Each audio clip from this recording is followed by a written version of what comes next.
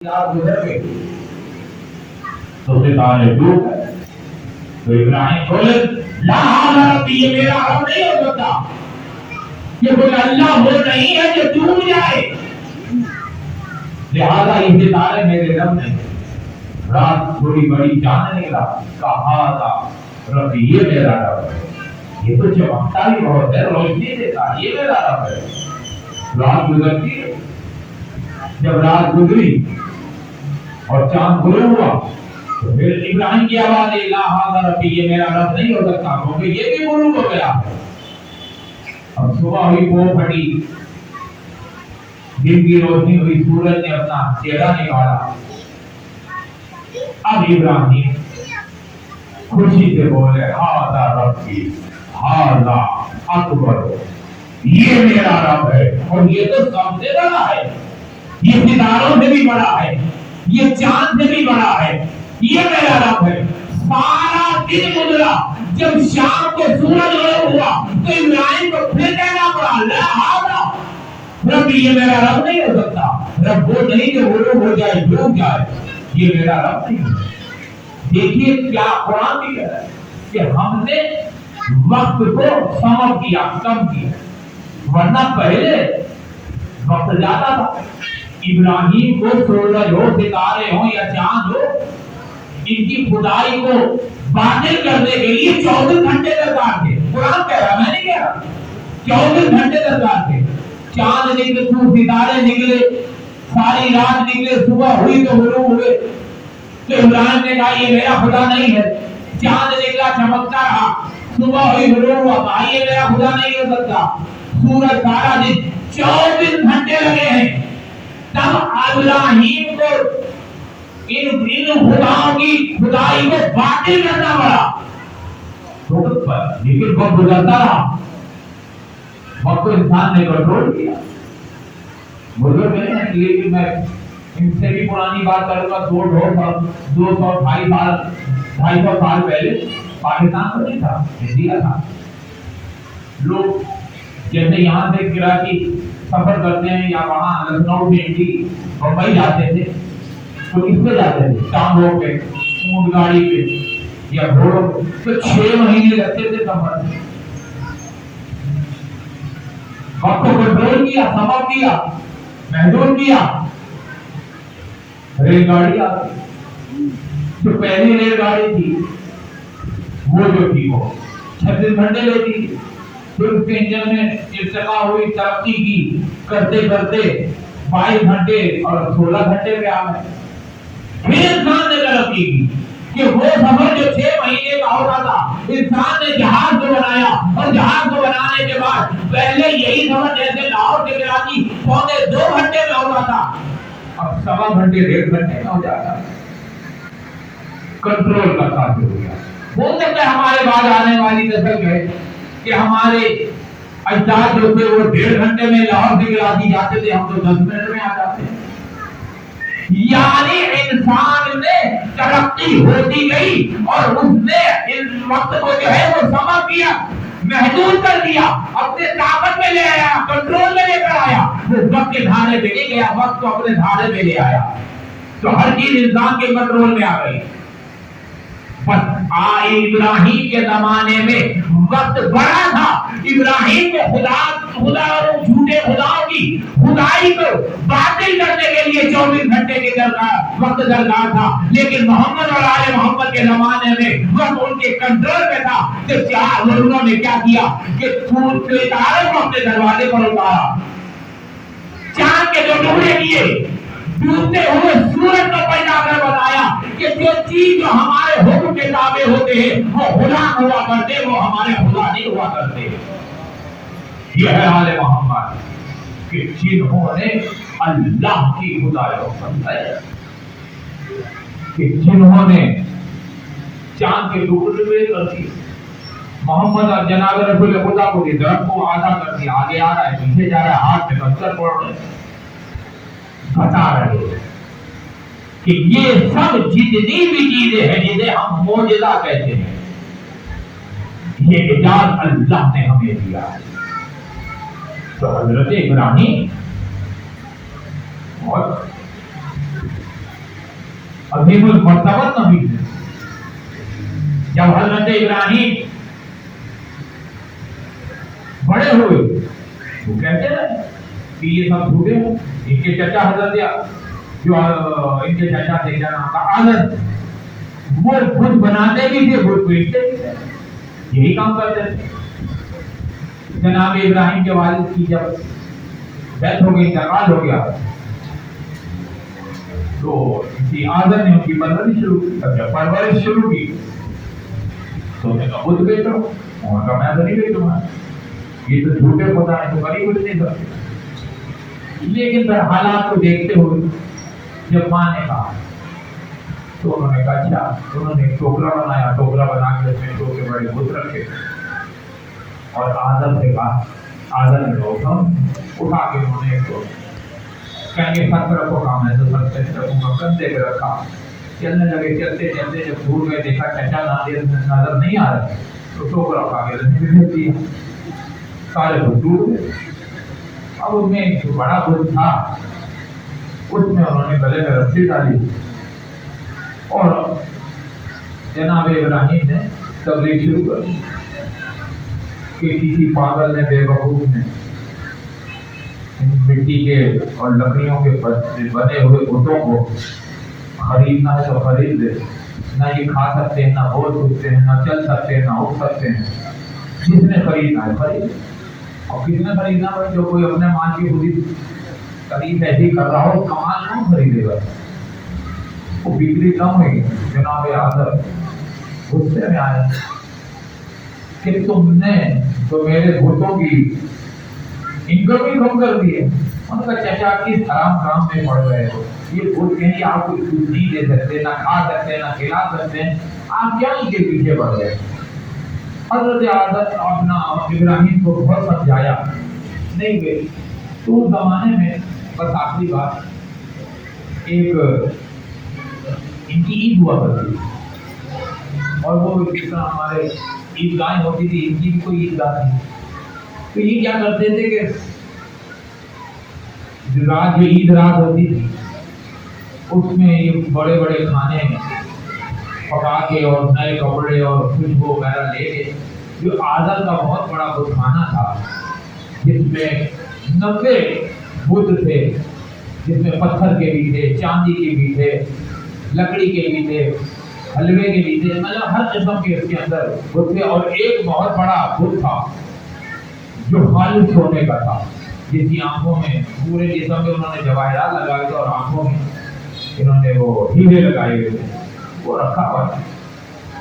تو یہ کیا کرتے تھے, سب وہاں رکھتے تھے اور رکھنے کے بعد یہ عیدگاہ جاتے تھے. جب واپس آتے تھے تو واپس آنے کے بعد جانے سے پہلے سجدہ کرتے تھے, آ کے سجدہ کرتے اور کھانے کھاتے کہ اب ہمارا سارا سال جو ہے وہ رزق میں اضافہ ہوگا, کپڑے پہن کے یہ خوشیاں مناتے تھے. ساری جنہوں نے تیاری کی اور تیاری کرنے کے بعد جب یہ جانے لگے تو آدم نے کہا جناب ابراہیم سے چلو. انہوں نے کہا نا فقیر میں تو بیمار ہوں, میں نہیں جا سکتا. لوگوں نے کہا نہیں اس کو لے کے جانا. خیر وہ زبردستی جب لے کر گئے, تھوڑی دور کے ٹھوکر لگی, پیر میں زخم آیا, خون بہا, تو جناب ابراہیم گرے اور تڑپنے لگے. جب وہ تڑپنے لگے تو انہوں نے کہا چلو, میں نہیں ہے فقیر میں تو بیمار ہوں, میں نہیں جا سکتا. تو ان کو وہیں تڑپتا ہوا چھوڑ کر چلے گئے. اب جب یہ جا رہے تھے تو حضرت ابراہیم نے کہا تم جاؤ تو صحیح, دیکھو تمہارے خداؤں کے ساتھ میں کرتا کیا ہوں. یہ بات ایک نے سنی اور یہی وہ بات جس نے سنی تھی گواہ کے طور پر جب پیش کی ہے کیا نام ہے اس کے, نمرود کے, تو آگ میں ڈالنے کی سزا دی ہے. خیر یہ چلے گئے. حضرت ابراہیم اٹھے آرام سے اور ایک تیشا لوہے کا اوزار ہے جس سے پتھروں کو توڑا جاتا ہے, اور آنے کے بعد انہوں نے جو وہ تھے 89 وہ انہوں نے توڑ تاڑ کے اس کا بیڑا پر کر دیا اور ایک بڑا بت جو تھا اس کو چھوڑ دیا. اور یہ جو تیشا رسی باندھی اس کے گلے میں ڈال دیا اور خود جا کے آرام سے گھر میں لیٹ کے چھوڑ دیا. اب وہ جب صبح ہوئی اور آئے واپس, انہوں نے دیکھا کہ یہاں تو وہ تو کھانا جو ہے وہ صحت نہیں تو ہوا ہے. وہ بڑے پریشان کہ کس نے کیا. ایک بولا ہو سکتا ہے یہ ابراہیم نے کیا، ان کا بھائی یہ تو ہم بعد میں دیکھیں گے، پہلے جا کے نمرود کو بتاؤ کہ یہ کیا حالات ہے۔ نمرود کو بتایا، کہا یہ کون کر سکتا ہے؟ کہا سارے گئے تھے، صرف ایک نہیں گیا تھا ابراہیم، ہو سکتا ہے۔ تم نے کہا جب کسی نے دیکھا ہی نہیں، کہا نہیں ایک بندہ ہے وہ گواہی دیتا ہے۔ بولا نمرود بھی آ گیا اپنے کھانے جناب ابراہیم کو زبردستی لے کے آیا۔ نمرود کھڑا تھا، کہا ہاں یہ کام تم نے کیا ہے؟ کہا مجھے کیا پتا؟ یہ کتنے لوگ ہیں؟ کہا حضرت ابراہیم نے دور کی طرف دیکھا، بڑے کہا مجھے لگتا ہے اسی کا کام ہے، کیونکہ اس کے گلے میں جو دیکھا ہے وہ دار ہے، اسی نے توڑا۔ اور سارے کہیں گے ابراہیم کو کیا باتیں کر رہے ہو؟ وہ یہ تو سونے کا بنا ہوا ہے، یہ نہ ہل سکتا ہے، نہ گر سکتا ہے، نہ کھا پی سکتا ہے، کچھ نہیں کر سکتا، یہ کیسے کر سکتا؟ کہا یہی تو تم سے کہلوانا چاہ رہا تھا کہ جسے تم خدا کہتے ہو وہ خدا نہیں ہے، خدا وہ نہیں ہے کہ جو کسی کا محتاج ہو، خدا اسے کہتے ہیں جو اس کی مخلوق اس کی محتاج ہو۔ جواب تھا بہت سی باتیں لوگوں کی سمجھ میں آ گئی۔ انہوں نے کہا کہ اچھا یہ یونس کیا کریں گے، میں اس کو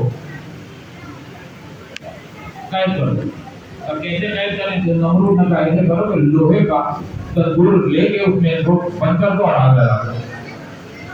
انہوں نے لوہے کو تندور میں آگ لگائی، موسیٰ جناب ابراہیم کو اس پر ڈالا اور بچوں کو صبح دے گئی۔ صبح دیکھا جناب ابراہیم کا بیٹے آرام سے بیٹھے سکون کے ساتھ، وہ بڑا پریشان کہ یہ کیا دنیا آئی ہوئی تھی۔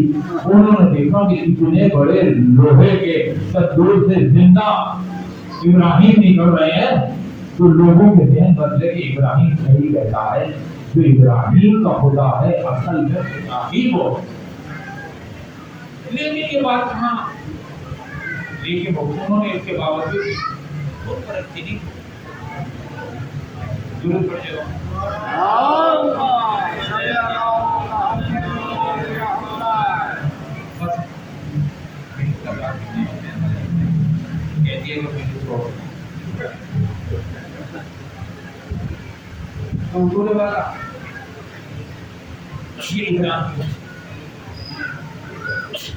جنہوں نے جناب ابراہیم کو بھی کہا جاتا ہے، لیکن ایک ذات اور ہے کہ جس نے بت شکنی کی ہے، لیکن ابراہیم کی طرح نہیں ہے کہ تیسے سے توڑے یا کس طرح توڑے۔ یہ تو وہ ذات ہے کہ جب رسول خدا پاک مکہ فتح کر کے داخل ہوئے مکے میں، کعبے کے اندر باہر کالیالی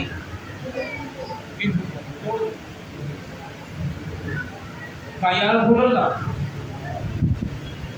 کیسے کہا میرے شانے پر سوار ہو، یا رسول اللہ میں آپ کے شانے پہ کیسے سوار ہوں، آپ کے شانے پر تو موہر ہوں۔ علی مجھے یہ بتاؤ کیا تم زور نبوت کا بار اپنے بندوں پر اٹھا سکتے ہو؟ کہانی علی گئے بتانے کے بعد بلڈوں پر، لیکن جو علی نے خود شکنی کی، جو ان بتوں کے ماننے والوں کی اولاد تھی، جنہوں نے فتح مکہ کی وجہ سے کلمہ پڑھا تھا، وہ دشمن رسول نہیں دشمن علی بھی تھے، اور دشمن علی نہیں بلکہ دشمن اولاد علی بھی تھے۔ اور یہی بات جب کربلا میں حسین نے عمر فاروق سے پوچھی ہے کہ مجھ سے کس ادا میں لڑتے ہو، تو عمر فاروق نے ہی کہا تھا یا حسین حکم کے ابھی میں حسین تمہارے باپ کی عداوت میں لڑتا ہوں۔ پتا چلا کہ یہ علی کی دشمنی کا نتیجہ تھا جو علی اکبر کے سینے پہ پرچی ماری گئی۔ یہ علی کی دشمنی تھی جس نے 6 ماہ کے اندر کے گلے پہ موتی مارا، جس سے جانوروں کو مارا جاتا تھا۔ یہ علی کی دشمنی تھی جس نے حسن کے زندہ بیٹے کو گھوڑے کی ٹانگوں میں پامال کر دیا. یہ علی کی دشمنی تھی جس نے عباس کے بازو لے دیے. یہ علی کی دشمنی تھی جس نے علی کی بیٹی کے سر میں ہلا دی. ہاتھوں کو باندھ کر کوفہ اور شام کے بازاروں میں پھرایا گیا. وہ علی کی بیٹی جسے نہ کبھی سورج نے دیکھا نہ کبھی چاند نے دیکھا تھا. ارے وہ تو مسلمان جو نبی کا کلمہ پڑھنے والے تھے انہی کی بیٹی کو سر سے رضا چھین کر بازاروں میں لے آ رہے. عزاداروں کے عاشور کا دن گزرا ہے، رات آئی ہے. چلے ہوئے خیمے کے اوپر زینب بیٹھی ہوئی ہے. بچے گھبرا رہے تھے. ایک دفعہ زینب نے کہا بچوں گھبراؤ نہیں، اگر عباس نہیں تو کیا ہوگی؟ زینب تو ہے جو عباس کی بہن ہے. اے نئے بچوں سو جاؤ، زینب تمہاری حفاظت کرے گی. یہ کہہ کر ٹوپی ہنڈے والی اور زینب نے چکر لگانے شروع کیے. الامیر علماء کی آواز بلند ہوئی. ارے ابھی زینب چل رہی تھی کہ دور سے دیکھا کہ کوئی سوار چلا رہا ہے. ارے زینب کہاں گئی؟ ارے ابھی میرے بچے سوئے ہیں. ارے یہ کون مجھے آ رہا ہے؟ وہ گھوڑا آ رہا تھا کہ زینب آگے بڑھی. کہے آنے والے ابھی ہمارے بچے گھر اور تھکے سوئے ہیں. ارے صبح آ جانا، ہمارا مالو لوٹ لیا گیا ہے. ارے صبح آ جانا. لیکن آئے ادادارو وہ گھوڑا سوار آتا رہا. ارے عباس کی بہن کو چلا لایا. آگے بڑھ کر ارے گھوڑے کی لگام کو پکڑا. کہا تو جانتا نہیں ارے میں علی کی بیٹی زینب ہوں. آنے والے نے اپنا نماز اٹھایا. ارے زینب دوڑتی ہوئی بیویوں کے پاس. اے بیویوں، ارے کوئی چادر ہو تو دے دو. ارے میرا بابا علی آیا ہے. ارے زینب آئی بابا. ارے ہم آئے ہو. ارے میرا بھائی 3 دن سے زیادہ مارا گیا. ارے میرے بیٹے علی اکبر کو مار ڈالا، میرے عباس کو مار ڈالا اور محمد مارے گئے، قاسم مارے گئے. اے بابا، ارے وہ بھائی عباس، ارے جس کی وجہ سے ہم یہاں آئے تھے.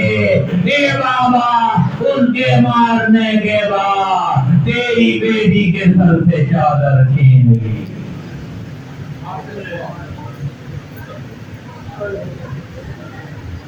اللہ